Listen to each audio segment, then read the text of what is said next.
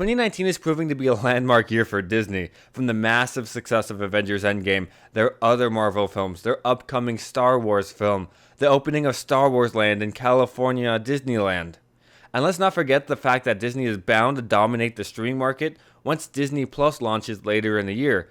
Yet even among the various superhero releases, the massive theme park renovations, and the upcoming streaming services, Disney still felt that none of this would be enough for them to absolutely integrate themselves into the public consciousness in 2019. So they decided it was necessary to supplement it all with a slate of classic animated films being remade. Starting with Dumbo earlier in the year, a few months ago continued with Aladdin, which was surprisingly pretty entertaining. I quite enjoyed that film. And then finally ended with the absolute Goliath, that is The Lion King. Everything you see exists together in a delicate balance. Now, The Lion King 2019 was helmed by one of the most underrated people in Hollywood, Jon Favreau. This guy is an absolute unstoppable force. He was able to launch the Marvel Cinematic Universe with Iron Man. Now he's coming along with The Jungle Book with those absolutely fantastic visuals. And now he comes at us with The Lion King. This is absolutely uncomparable to anything else. Yet, unsurprisingly, the drastic differentiations are merely surface level. Underneath the absolutely phenomenal visuals lies a nearly identical skeleton to the original film. Now, this is because you can't mess with The Lion King. Disney understands that The Lion King is such a fantastic film. It's such a loved film by generations of people that they really couldn't touch the story. They couldn't touch anything else about the film other than its visuals.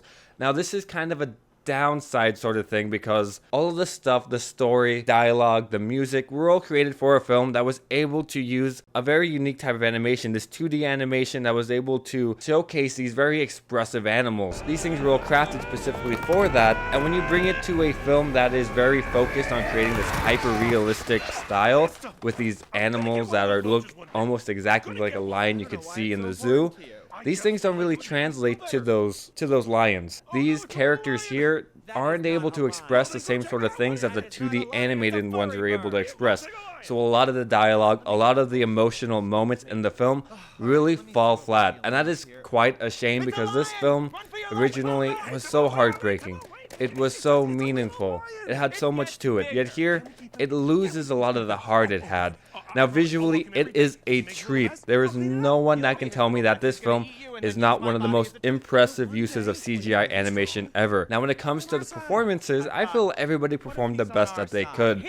Except for, I'm going to be honest, I was not very much impressed with Beyonce's performance as Nala. It was incredibly, I don't know how to say it. It was lackluster, and I felt she could have put more effort into it. However, she still did a good job, because the cast is so fantastic here. We have James Earl Jones back as Mufasa. We have Childish Gambino as our protagonist, Simba.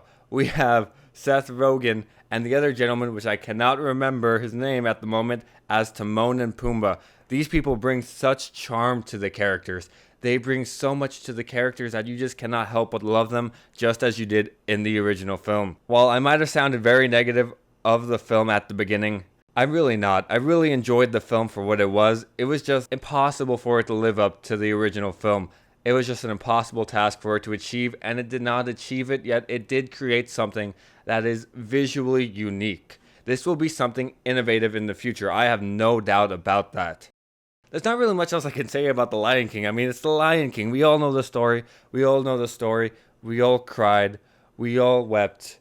It's just, it is what it is. Disney tried their best. Jon Favreau, he tried his best. I know that he probably came onto this project saying, hey, I can't do much to the story. I can't do much to the characters.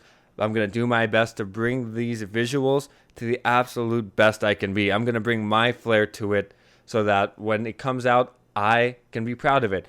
I know that's what he did. And he achieved what he set out to do, creating one of the most realistic looking films I have seen when it comes to animation. He achieved something truly spectacular. Now, those were just some of my thoughts on the remake of The Lion King. Now, I'm currently playing through Marvel Ultimate Alliance 3, so that should be the next thing I pump out.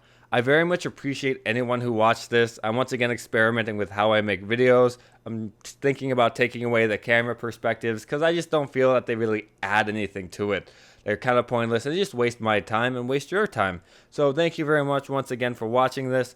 I appreciate it. Please like, comment, subscribe. Tell me why I'm wrong about The Lion King. Tell me why I'm right about The Lion King.